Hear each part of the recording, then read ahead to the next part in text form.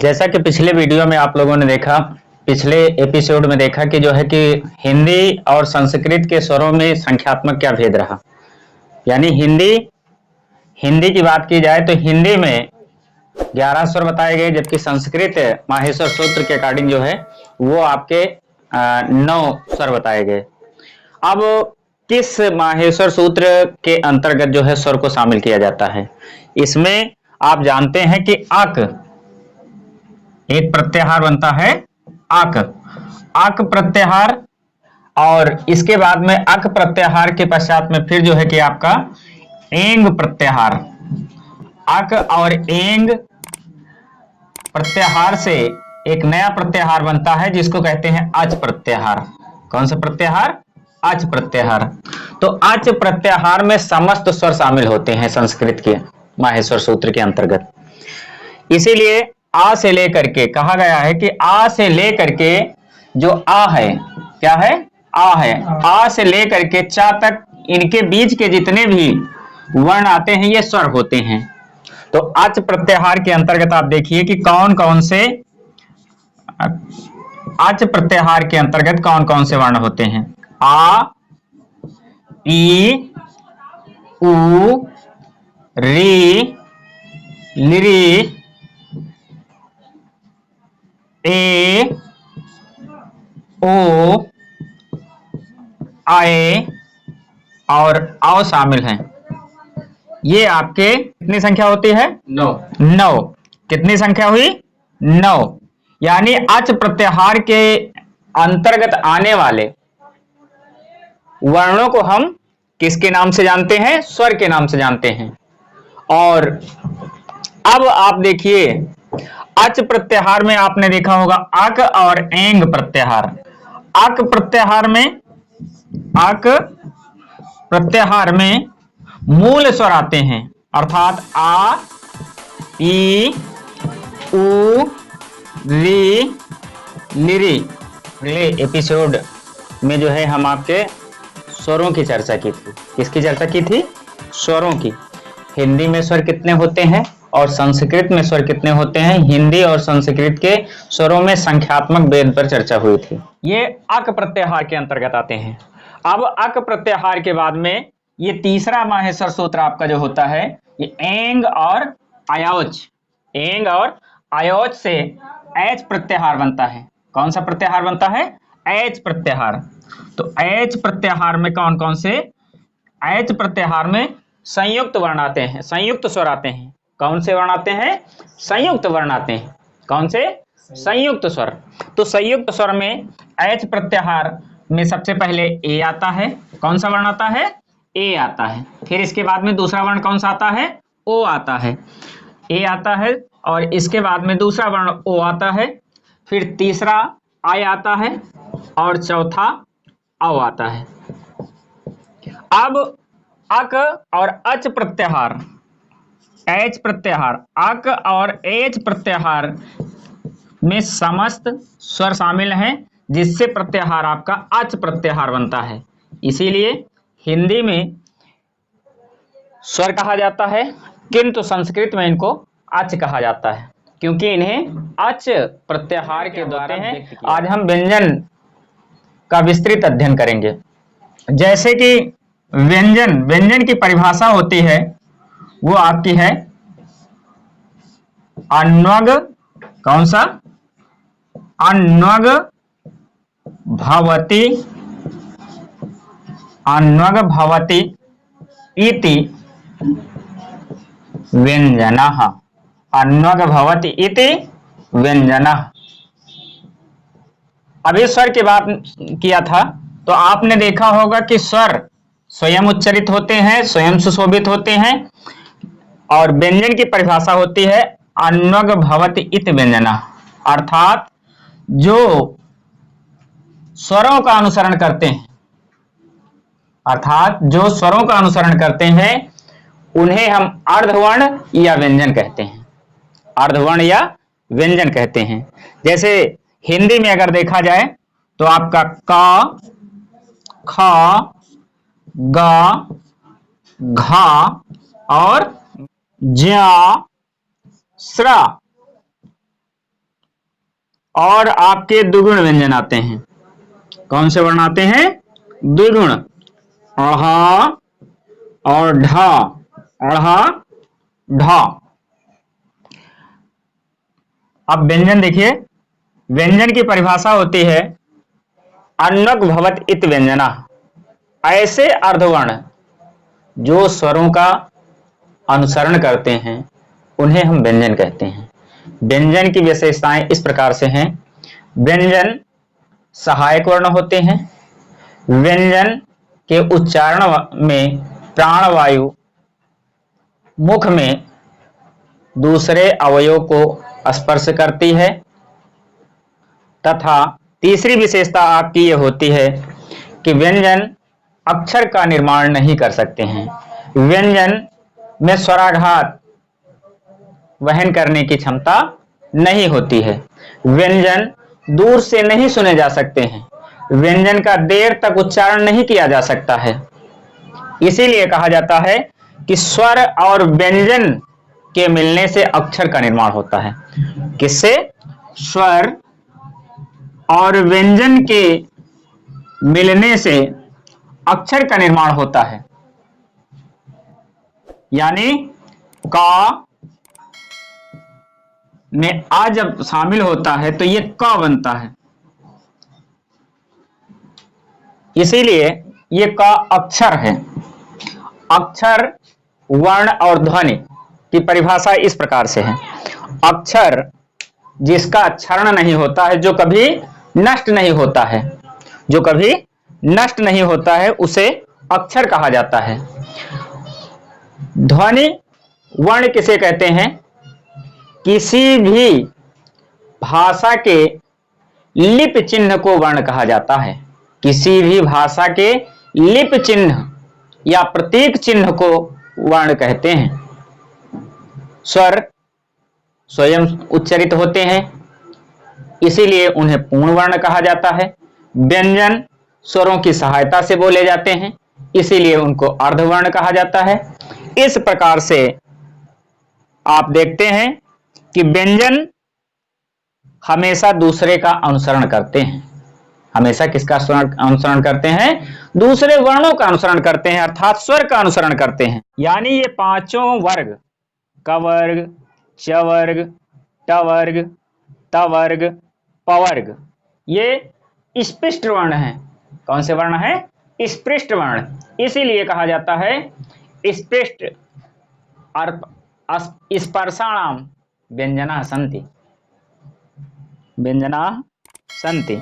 अब इसमें देखा जाए आपके या, र, ल, व। या के बाद में रा आता है, रा के पश्चात ला आता है, ला के पश्चात व आता है। या इसे अर्ध स्वर कहा जाता है। इसे क्या कहा जाता है? अर्ध स्वर कहा जाता है। ला आपका ये पार्श्विक है, क्योंकि ला के उच्चारण में मुख जिह्वा जब इस प्रकार से बन जाती है कि आधी प्राणवायु दाहिनी तरफ से, आधी प्राणवायु बाईं तरफ से निकलती है। पार्श्विक का शाब्दिक अर्थ होता है अगल बगल से, इधर और उधर से जो प्राणवायु निकलती है उसे पार्श्विक वर्ण कहा जाता है। उसे क्या कहा जाता है? पार्श्विक। तो ला आपका क्या है? पार्श्विक वर्ण है। वा आपका क्या है? ये वा आपका अर्ध वर्ण है, अर्ध स्वर। क्या है? अर्ध स्वर। अर्ध स्वर की संख्या कितनी हो गई? अर्ध स्वर की संख्या कितनी हो गई? अर्ध स्वर की संख्या हो गई आपकी 2, या और वा। इसके पश्चात में फिर आपका आता है रा। क्या आता है? रा। रा में जिह्वा बेलन जैसे आकार को ग्रहण करके संघर्ष करते हुए बाहर निकलती है, इसीलिए रा को स्पर्श संघर्षी वर्ण कहा जाता है। क्या कहा जाता है? स्पर्श संघर्षी वर्ण। स्पर्श संघर्षी वर्ण आपका रा होता है। आप जानते हैं कि जैसे आप देखते हैं शौ, शरीफा, इसके बाद में सलजम, शबनम, ये जितने वर्ण हैं ये आपके तालु से उच्चरित होते हैं, इसीलिए इसे तालव्य भी कहा जाता है। षडानन, षष्ठभुज, षटमुख, ये आपका इसके उच्चारण में प्राणवायु, इसमें जिह्वा कहाँ पर लगती है? ये आपके मूर्धा में लगती है। कहाँ लगती है? मूर्धा। जैसे षट, षडानन, षष्ठभुज, षटमुख, ये आपके, तो ये आपका मूर्धा से उच्चरित होता है, इसीलिए इसको मूर्धन्य कहा जाता है। जैसे सीता, सरिता, सीटी, संतरा, ये आपका, इसमें जो आप जिह्वा है, जिह्वा सीधे ऊपरी दंत को स्पर्श करती है, इसीलिए इसको दंते सा बोलते हैं, दंती सा बोलते हैं। हा का उच्चारण स्थान कंठ से होता है। छा, त्रा, ज्या और स्रा, ये जो है छा, त्रा, ज्या, स्रा, तो ये आपके चार जो है आपके कैसे हैं? संयुक्त वर्ण हैं। कौन से हैं? संयुक्त व्यंजन। कौन से व्यंजन है? संयुक्त व्यंजन है। अढ़ा ढा, अढ़ा ढा, इनको द्विस्पृष्ट दो बार स्पर्श करती है, जिह्वा दो बार स्पर्श करती है, इसीलिए द्विस्पृष्ट इसको कहा जाता है। और इसी के साथ में इसका दूसरा नाम द्विगुण व्यंजन होता है। कौन से व्यंजन होता है? द्विगुण व्यंजन। आइए अब हिंदी में हम आपको देखते हैं कि कितने हिंदी में व्यंजनों की संख्या कितनी। तो व्यंजन के भेद में सबसे पहले आप देखते हैं, सबसे पहला जो व्यंजन का भेद होता है वो स्पर्श वर्ण होते, स्पर्श व्यंजन होते हैं। कौन से व्यंजन होते हैं? स्पर्श व्यंजन होते हैं। दूसरे आपके कौन से होते हैं? स्पर्श के बाद में ये आपके ऊष्म व्यंजन होते हैं। कौन से होते हैं? ऊष्म व्यंजन। तीसरे आपके कौन से व्यंजन होते हैं? वो अंतस्थ होते हैं। कौन से होते हैं? अंतस्थ होते हैं। और चौथे आपके व्यंजन कौन से होते हैं? वो आपके संयुक्त व्यंजन होते हैं। कौन से व्यंजन होते हैं? संयुक्त। और संयुक्त व्यंजन के पश्चात जो पांचवा प्रकार आता है वो आपका आता है द्विगुण व्यंजन का। कौन सा? द्विगुण या द्विस्पृष्ट। द्विगुण या द्विस्पृष्ट, यानी स्पृष्ट का शाब्दिक अर्थ होता है स्पर्श करना, द्वि का शाब्दिक अर्थ होता है दो बार। अढ़ा ढा के उच्चारण में जो जिह्वा है वो दो बार स्पर्श करती है, इसीलिए द्विस्पृष्ट व्यंजन अढ़ा और ढा को कहा जाता है। अढ़ा ढा, अढ़ा ढा, अढ़ा ढा, इसलिए कहा जाता है अढ़ा ढा, अढ़ा ढा, अढ़ा ढा। अब स्पर्श व्यंजन की संख्या कितनी है? ये आपकी 25 है। फिर ऊष्म व्यंजन की संख्या कितनी है? 4 है। अंतस्थ व्यंजन की संख्या कितनी है? 4 है। फिर इसके बाद संयुक्त व्यंजन की संख्या कितनी है? 4 है। द्विगुण व्यंजन की संख्या कितनी है? 2 है। तो अब देखिए कुल व्यंजन, कुल व्यंजन बराबर, कुल व्यंजन बराबर 25, 25 प्लस 4 प्लस 4 अंतस्थ, 4 प्लस 4 संयुक्त प्लस 2 इजकल टू 25, 4, 29, 4, 33, 4, 37, 37, 2, 37, 2, 39, 37, 2, 39, यानी 39 वर्ण जो है आपके, ये आपके व्यंजन है। 39 वर्ण क्या है? ये आपके व्यंजन है। स्पर्श व्यंजन कौन कौन से हैं उसके विषय में हमने बताया था। स्पर्श व्यंजन में सबसे पहले देखा था आपने चवर्ग, तीसरा टवर्ग, तीसरा टवर्ग, पहला कवर्ग जिसमें 5 वर्ण होते हैं, क, ख, ग, घ, ग। इसी प्रकार से चवर्ग, टवर्ग, इसके बाद में फिर तवर्ग, फिर पवर्ग, पवर्ग, यानी 5 + 5 +5 +5 +5 इक्वल टू 25। स्पर्श व्यंजन की संख्या कितनी हुई? 25, 25। स्पर्श व्यंजन की संख्या कितनी हुई? 25। अब आपके ऊष्म व्यंजन कौन से हैं? ऊष्म व्यंजन जिनके उच्चारण में ऊष्मा निकलती है, ऊष्म हो जाते, इतना संघर्ष करती है जिह्वा कि वो ऊष्म हो जाते हैं। इसीलिए आपने देखा होगा सा, फिर मूर्धा सा, फिर सा, फिर हा। ये आपके कितने हुए? 4। कितने हुए? ये कितने वर्ण हैं? या, वा, रा, ला। आपने देखा या और वा ये आपके अर्ध स्वर हैं। कौन से स्वर हैं? अर्ध स्वर हैं। रा और ला ये आपके, रा आपका कैसा है? रा आपका लुंठित वर्ण है। कौन सा वर्ण है? लुंठित वर्ण है। ला आपका कैसा है? पार्श्विक वर्ण है। कैसा वर्ण? पार्श्विक। कैसा वर्ण है? पार्श्विक वर्ण है। अर्ध स्वर कौन कौन से होते हैं? या होता है, वा होता है। रा क्या होता है? ये लुंठित वर्ण होता है। ला क्या होता है? पार्श्विक वर्ण होता है। अंतस्थ वर्णों की, अंतस्थ व्यंजनों की संख्या कितनी होती है? वो होती है आपके 4। अब आपका क्या बचता है? संयुक्त व्यंजन। कौन से व्यंजन? संयुक्त व्यंजन।